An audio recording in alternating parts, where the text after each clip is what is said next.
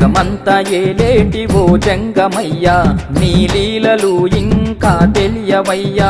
పైటేమో బంగారు నీ లింగ రూపం, ఈ సృష్టికంతా అదే మూల కారణం. శివ అనే మాటకు మంగళం, క్షేమం, భద్రం, శాంతి, శుద్ధత అనే అర్థాలున్నాయి. మనలో ఈ గుణాలను వృద్ధి చేయుటకే శివోపాసన.